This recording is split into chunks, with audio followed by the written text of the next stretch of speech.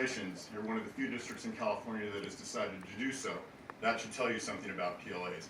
But understanding that $150,000 plus in contributions gets you a long way to being on this board in the first place, and those are the people that you answer to, well, so be it.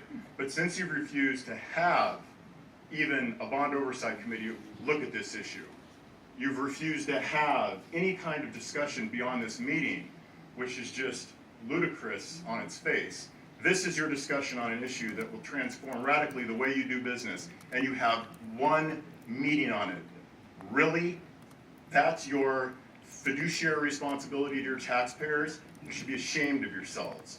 Since you've refused to have any kind of discussion on this, let me refresh for you what you'll be doing to workers under a project labor agreement.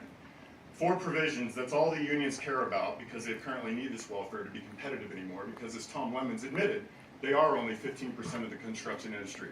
85% of the construction workforce chooses to wake up on a daily basis and go to work in a union-free environment. Now I understand my brothers and sisters in the union movement want it to be 1930 again and that everybody belongs to the union. Not going to happen.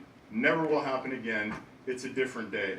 Despite a project labor agreement, it's not going to happen. They've been happening in California for 16 years and their market share last year declined again.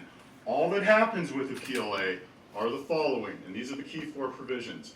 All workers have to pay union dues and fees in order to work on the job. Well, that's $1,000 right out of your first paycheck if you're a non-union worker that happens to get employed on the job, and it goes to pay for an organization that you have no desire to belong to. Number 2, all workers have to be hired through a union hiring hall. Well, that's terrific for the 15% of the workers that belong to the union, not so good for the 85% that don't belong to the union. And by the way, under a PLA that you'll quote-unquote negotiate, which basically is a translation for, here, we're from the unions, here's the agreement, sign it, because the AFL-CIO National has to sign off on it, you don't negotiate anything. You are going to get a PLA that says that you're limited as a non-union contractor to 3 employees, 3 to 6 employees maximum. 6 is the largest number that I've ever seen. The rest have to come from the union. Provision number 3, all workers have to pay into union health, welfare, and pension plans. That's, say, $20 off a $60 per hour wage for an electrician here in the county.